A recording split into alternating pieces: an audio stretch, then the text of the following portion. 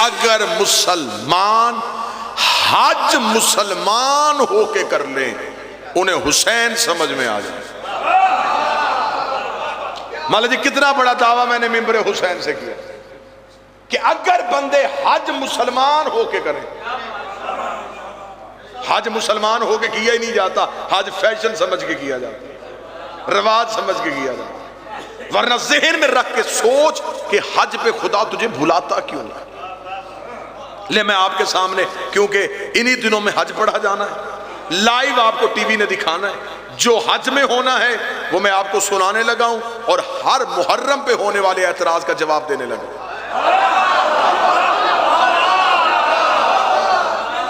جو اعتراض محرم پہ ہوگا, جو اعتراض محرم پہ ہوگا, خدا نے گھر بلا کے یہاں سے بندہ 9 10 لاکھ 12 لاکھ 15 لاکھ روپیہ خرچ کیا, لبیک اللہم لبیک کی صدائیں دیتا ہوا مکہ المکرمہ پہنچ گیا.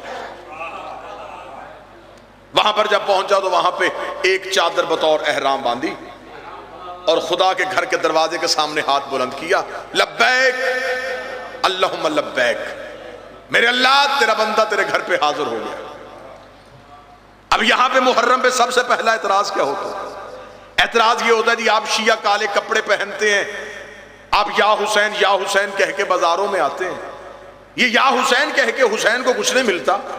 بہتر یہ ہے کہ اپنے بچوں کو سکھاؤ کہ گھروں میں بیٹھے نمازیں پڑھیں, کربلا والوں کو بخشیں, قرآن کی تلاوت کرو, حسین کے نام پہ بخشو. ماتم کرنے سے حسین کو کچھ نہیں ملتا. اس بندے کو میں پہلی تو اعتراض کی یہ دلیل کے ساتھ جواب دوں, قرآن ہمیشہ اسے پڑھ کے بخشا جاتا ہے جو مرنے کے بعد خود نہ پڑھ سکے. جو بندہ بول سکتا ہے, جس کی مجبوری ہے, وہ بے شک چپ رہے. قرآن اسے پڑھ کے بخشا جاتا ہے جو مرنے کے بعد خود نہ پڑھ سکے, اور جو نیزے کی نوک پہ پڑھے. اب یہاں پہ اعتراض کرتے, اور آج کے ماڈرن دور میں سائنس لینے والا بچہ یہ بات کو جلدی قبول کر لیتا ہے کہ سرکار یہ بات بالکل ٹھیک ہے, کالے کپڑے پہننے سے حسین کو کیا ملے گا, بہتر یہ ہے کہ بندہ باوضو ہو, لباس بدلے, غسل کرے, نمازیں پڑھے, تلاوت قرآن کرے, اور کربلا کے شہداء کے نام پہ اصالے ثواب کر دے. اس حاجی صاحب سے میں یہ سوال کرنا چاہتا ہوں, اللہ کے گھر میں گئے تھے, پیسہ خرچ کر کے گئے تھے, وہاں پہ گئے, خدا سے پوچھا میرے اللہ کیا کریں, خدا نے کہا یہ پہاڑی ہے, اس کا نام صفا ہے, وہ پہاڑی ہے, اس کا نام مروہ ہے, یہاں دوڑ کے آؤ, یہاں دوڑ کے آؤ, یہاں دوڑ کے آؤ, یہاں دوڑ کے آؤ, یہاں دوڑ کے آؤ. وہاں پہ خدا سے کہہ دیتے میرے اللہ یہاں دوڑنے سے ابراہیم کو کیا ملے گا, یہاں دوڑنے سے اسماعیل کو کیا ملے گا. میرے اللہ ہم تیرے گھر پہ آئے, ہم قرآن پڑھ کے ابراہیم کو بخشتے ہیں, ہم نمازیں پڑھ کے ہاجرہ کو بخشتے ہیں, ہم تلاوت کر کے اسماعیل کو بخشتے ہیں. خدا نے کہا خبردار اگر میرے گھر پہ آئے ہو تمہیں وہ کرنا پڑے گا جو میں کہوں گا. اگر 2-4 سال یہاں کوئی نہ دوڑا تو نسلوں کو پتہ ہی نہیں چلے گا یہاں ہوا کیا تھا. میں نے یاد بھی زندہ رکھنی ہے, میں نے سنت بھی زندہ رکھنی ہے. مجھے عزت حسین کی قسم ہے, اگر ہر محرم میں حسین کے ماتمی یا حسین کہہ کے بازاروں میں نہ آئے, دنیا کو پتہ ہی نہ چلے قاتل کون تھا, مقتول کون. صرف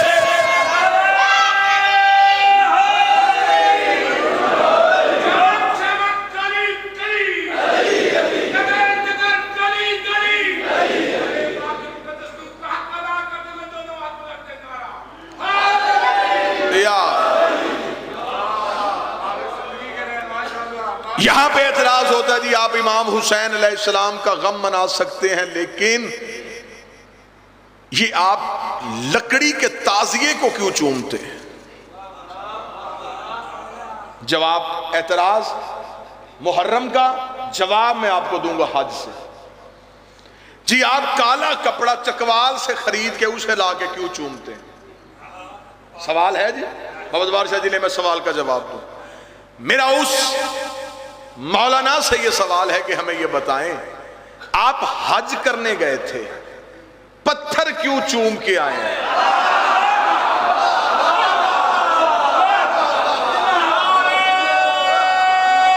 بسم اللہ سے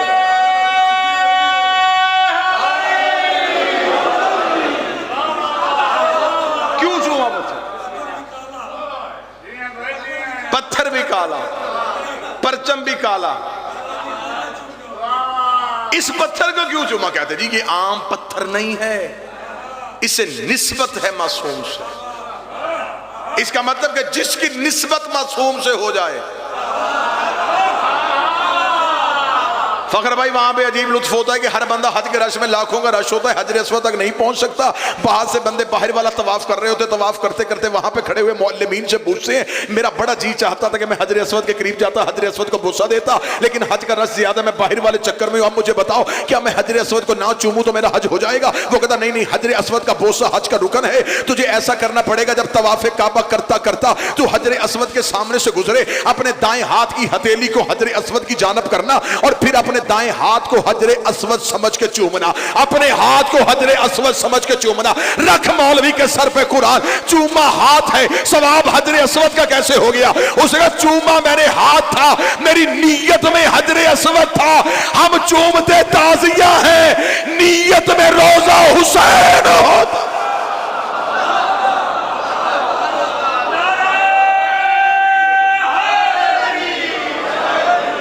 بسم اللہ سر۔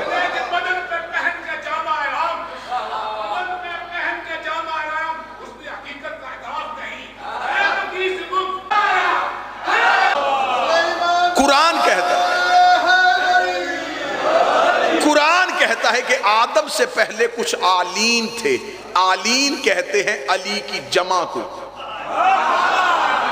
علی کہتے ہیں بڑے کو۔ آدم سے پہلے کوئی لوگ اتنے بڑے تھے، امام فرماتے جب ہم آلین میں رہتے تھے تو یہ فرشتہ ہمارے دروازے کا پہرے دار ہوتا تھا۔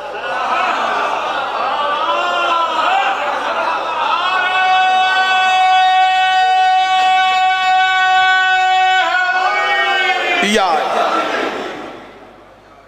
بات لطف دے رہی ہے سر؟ فرمایا جب ہم آلین میں رہتے تھے تو یہ فرشتہ ہمارے دروازے کا پہرے دار تھا۔ امام فرماتے جب ہم آلین سے نکل کے، اب یہ لفظ بڑا حسین ہے، کاش کوئی ایک بندہ اس لفظ کو سمجھ لے جس طرح اس لفظ کو معصوم نے وضاحت کی۔ امام نے فرمایا جب ہم آلین سے نکل کے روح پروردگار بن کے آدم کے صلب میں پہنچے، ہائے ہائے ہائے ہائے،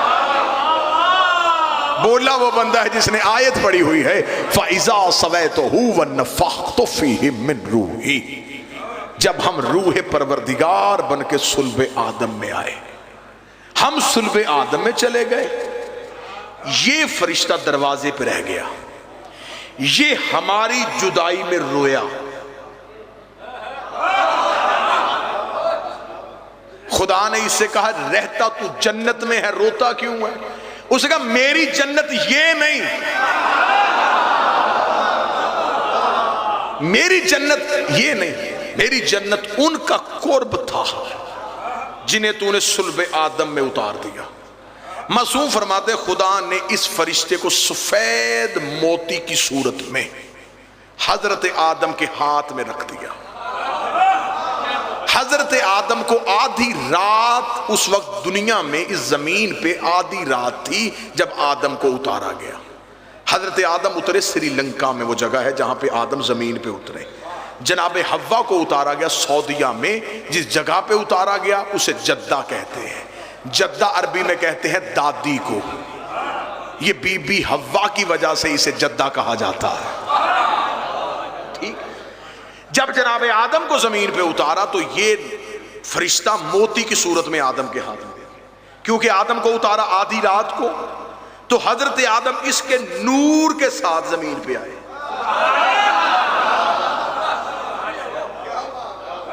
جناب آدم نے اسے محفوظ کر لیا، اسے اپنے پاس رکھا۔ جب جناب نوح کا دور آیا یہ موتی تھا۔ جب جناب نوح کے دور میں طوفان آیا تو جناب نوح نے جہاں آج کعبہ ہے یہاں اپنا خیمہ لگایا، خیمے کے اندر یہ موتی تھا۔ پوری کائنات میں پانی گیا لیکن اس خیمے کا طواف کر کے گزر گیا۔ ایک بات ہمیشہ ذہن میں رکھیے گا، حضرت ابراہیم نے کعبہ بنایا نہیں، کعبے کی دیواروں کو بلند کیا۔ کعبہ پہلے سے تھا، حضرت ابراہیم نے صرف اس کی دیواریں بلند کی تھی، بنیادیں پہلے سے موجود تھی۔ جب حضرت ابراہیم کا دور آیا، حضرت ابراہیم کو خدا نے حکم دیا اے ابراہیم میرے گھر کی دیواروں کو اٹھا اور اسے کمرے کی صورت میں بنا دے۔ حضرت ابراہیم نے جب کمرے کی صورت میں بنایا تو آواز ابراہیم آئی، میرے اللہ اس موتی کا کیا کروں؟ فرمایا اسے پتھر کی صورت میں رکھ کے کعبے کے دروازے پہ اتنے فاصلے پہ ویسے ہی کھڑا کر دے جیسے یہ وہاں کھڑا ہوتا تھا۔ اب مجبوری تو بن گئی ہے نا خطبہ کی، آپ محنت میں نہ بولیں گے۔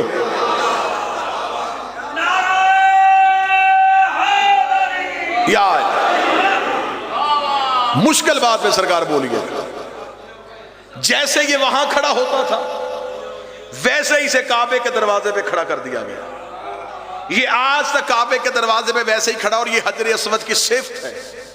جتنی دفعہ کعبے کی تعمیر ہوئی یہ معصوم کے ہاتھوں کے علاوہ کسی کو اپنی جگہ سے حرکت نہیں کروانے دیتا، یہ جب بھی نصب ہوا معصوم کے ہاتھوں سے ہوا ہے۔ امام نے فرمایا اسے کعبے کے دروازے پہ کھڑا کر دیا۔ میں آپ کی عقیدوں کا امتحان نہ لوں، خطبہ بڑا لمبا ہے، میں یہیں پہ بات کو ختم کر دیتا ہوں۔ امام سے پوچھا کہ مولا اسے کعبے کے دروازے پہ کیوں کھڑا کیا گیا؟ صرف لوگوں کا بوسہ دلوانے کے لیے؟ صرف لوگوں سے اس کو چموانے کے لیے؟ کیا یہ صرف اسی لیے کھڑا ہے کہ لوگ اس کا بوسہ دے؟ امام نے فرمایا اسے بوسہ دلوانے کے لیے نہیں کھڑا کیا گیا، اسے کعبے کے دروازے پہ نصب کیا۔ وہیں پہ کھڑے ہو کر ابراہیم نے 2 رکعت نماز ادا کی، جسے مقام ابراہیم کہا جاتا ہے۔ مقام ابراہیم کے قریب حجر اسود کو نصب کر دیا گیا۔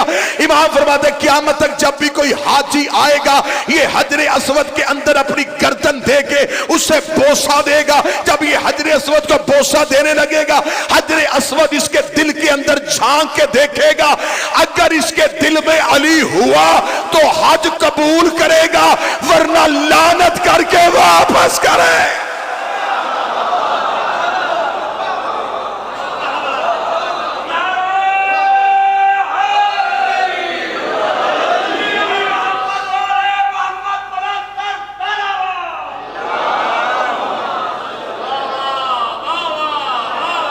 خود یہ نور ہے، سیاہ چہرے یہ ان کے کرتا ہے جن کے دل میں علی کی ولایت نہیں ہوتی۔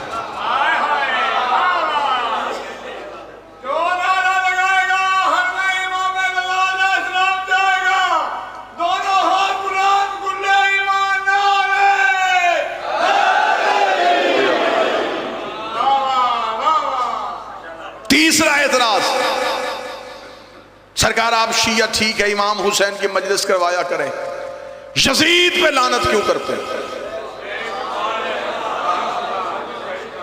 یہ جو آپ شیعہ لعنت کرنی شروع کر دیتے ہیں، لعنت کوئی مذہب نہیں ہے جی۔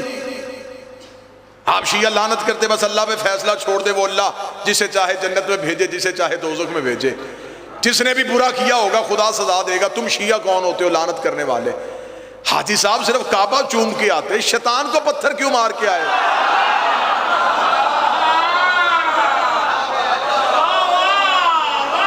چھوڑ دو اللہ پہ، وہ جانے اور شیطان جانے۔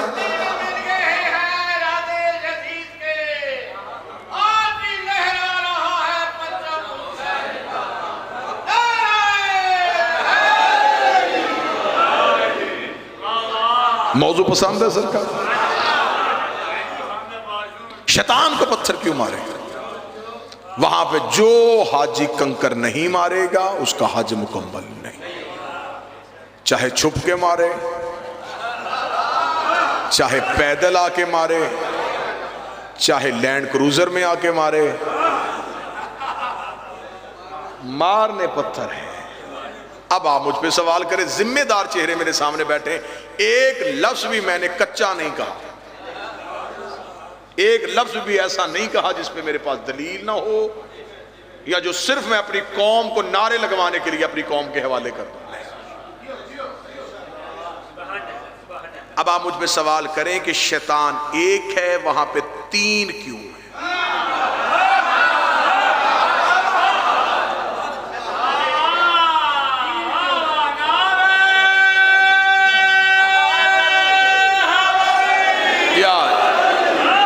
سوال کرے نا، قوم پوچھنا شروع کرے، جس دن قوم نے پوچھنا شروع کر دیا خطیب پڑھنا شروع کر دے گا۔ آپ چپ رہتے ہیں، جو پڑھا جاتا ہے آپ اسے دعا دے دیتے، واہ واہ سبحان اللہ، تو پھر قصیدے تو وہی ہوں گے نا، مرحب نو لمبیاں پا۔ لہٰذا سماعتوں کو بلند کیجئے گا، معیار علم کو وسیع کیجئے گا۔ آخر یہ شیطان ایک ہے جس نے سجدہ آدم کا انکار کیا تھا، وہاں پہ 3 جگہوں پہ کیوں کھڑا کیا گیا؟ اب آپ مجھ پہ سوال کریں، میں اس کا جواب دوں۔ کیونکہ شیطان کو 3 جگہوں پہ ابراہیم سے کنکر لگے، 3 حلیوں میں شیطان روح بدل کے آیا، کیونکہ اس کے پاس طاقت ہے، یہ بھیس بدل کے آ جاتا ہے۔ لیکن یہ بھی میرا عزت ممبر کی قسم کھا کے کہتا ہوں، اس جگہ سے لے کے شاہ سید بلو سے لے کے مجھے مکہ المکرمہ اور نجف اشرف لے جانا، میں حرف حرف کا ضامن ہوں۔ شیطان جب بھی بھیس بدل کے آیا، مولوی کے روپ میں آیا ہے، ماتمی کے روپ میں نہیں آیا۔ اس نے جب بھی بھیس بدلا، یہ مولوی بدلا،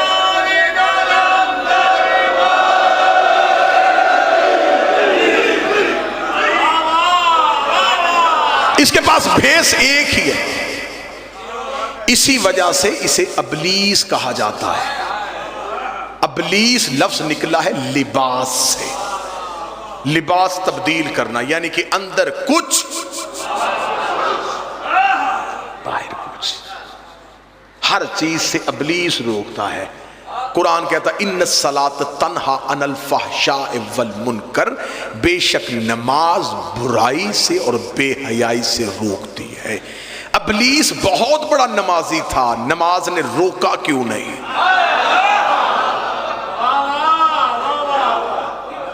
اس کا مطلب عبادت ہر کسی کی عبادت نہیں ہوتی۔ خیر یہ لمبی تفصیل، اس میں جاؤں گا تو اور آگے دروازے کھل جائیں گے، میں موضوع سے ہٹ کے کہیں اور نکل جاؤں گا۔ یہ 3 جگہوں پہ کیوں ہے؟ اس نے 3 حلیوں میں آ کے نبی کو گمراہ کرنا چاہا۔ خدا نے کہا قیامت تک کے لیے اس کے 3 حلیوں پہ لعنت کرو۔ پہلا حلیہ کون سا؟ جب حضرت ابراہیم اسماعیل کو لے کے گھر سے نکل آئے، اس نے بھیس بدلا، یہ چلا گیا حضرت ابراہیم کے دروازے پہ دستک دی، اندر سے ابراہیم کی بیوی اسماعیل کی ماں جناب ہاجرہ، عزت مآب خاتون، بیوی نے پردے کے اندر سے پوچھا کون ہے؟ بیوی تیرا ہمدرد ہوں۔ میرا ہمدرد؟ کیا چاہتا ہے؟ بیوی سوال پوچھنے آیا ہوں کہ کیا آپ کا بیٹا اسماعیل گھر پہ ہے؟ فرمایا نہیں، وہ اپنے بابا کے ساتھ گیا ہے، ابراہیم کے دوست کے گھر میں کوئی دعوت تھی، کیونکہ قرآن کہتا ہے جناب ابراہیم گھر میں یہی بتا کے گئے تھے۔ فرمایا ابراہیم کے دوست کے گھر میں دعوت ہے اور وہ اسماعیل کو ساتھ لے کے چلے گئے۔ اس نے کہا نہیں بی بی، دعوت پہ کوئی چھری نہیں لے کے جاتا۔ درود سارے حضرات مل کے بلند آواز سے پڑھیے۔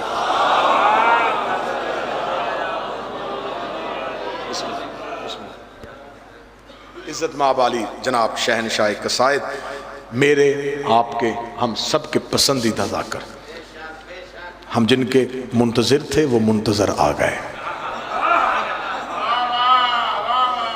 اب آپ نے جتنی داد مجھ سے بچا کے رکھی ہے یہ آپ سے نکلوائیں گے، میرا قرضہ بھی پورا کروائیں گے اور نوکری بھی بڑی کمال دیں گے۔ سرکار بس یہ بات یہیں پہ مکمل کروں اور ممبر اپنے بھائی کے حوالے کروں۔ اس نے کہا بی بی دوست کے گھر دعوت نہیں ہے، ابراہیم کے ایک ہاتھ میں چھری تھی، ایک ہاتھ میں رسی تھی، وہ تیرا بیٹا ذبح کرنے گیا ہے۔ اتنا جملہ سنا تھا، بی بی ہاجرہ نے کہا پھر مجھے بتا کیا کرنا چاہیے؟ اس نے کہا بی بی سوچتی کہ گھر سے باہر نکل، وہ جا رہا ہے ابھی ابراہیم رستے میں، جلدی سے جا کے اسماعیل کو لے کے واپس آ جا۔ جب اسے کہا نا گھر سے باہر نکل، بی بی نے پردے کے اندر سے کہا لا حول ولا قوت الا باللہ العلی العظیم، دروازے پہ شیطان کھڑا ہے۔ اسے کہا بی بی تو نے کیسے پہچانا؟ فرمایا جو نبیوں کی بیویوں کو حق کے مقابلے پہ گھر سے باہر نکالے وہ کل بھی شیطان تھے، آج بھی شیطان۔ تو نے نبی کی بیوی کو حق کے مقابلے میں تو شیطان ہے۔ اس نے دوسرا حملہ کیا جناب ابراہیم پہ۔ جناب ابراہیم اسماعیل کو لے کے جا رہے تھے، جناب ابراہیم کے ساتھ چلنا شروع ہوا۔ ابراہیم نے دیکھا کہ میرے ساتھ کچھ آ رہا ہے، ابراہیم نے یوں دیکھا، ابلیس نے آج باپ اور بیٹا کہاں جا رہے ہیں؟ ابراہیم نے کہا میں بیٹا ذبح کرنے جا رہا ہوں۔ بیٹا ذبح کرنے جا رہا ہے؟ کیوں؟ ابراہیم کہتے میں نے خواب دیکھا، لقد صدقت تو رویا، پھر میں نے چاہا کہ میں اپنے خواب کو سچا کروں۔ اسماعیل کا یوں حال، جانے دے، خواب ہم بھی دیکھتے ہیں، ہم نے تو آج تک بیٹے ذبح نہیں کیا، میں نے بڑی دفعہ ایسا سپنا دیکھا ہے، میں نے تو کبھی بیٹا ذبح نہیں کیا۔ ابراہیم نے نیچے سے کنکر اٹھایا، اسے شک ہوا, یہ بھاگا. ابراہیم نے پیچھے سے کنکر مار کے کہا خدا تجھ پہ لعنت کرے, تو شیطان ہے. اس نے کہا تجھے کیسے پہچانا؟ فرمایا جو نبی کو اپنے جیسا سمجھے.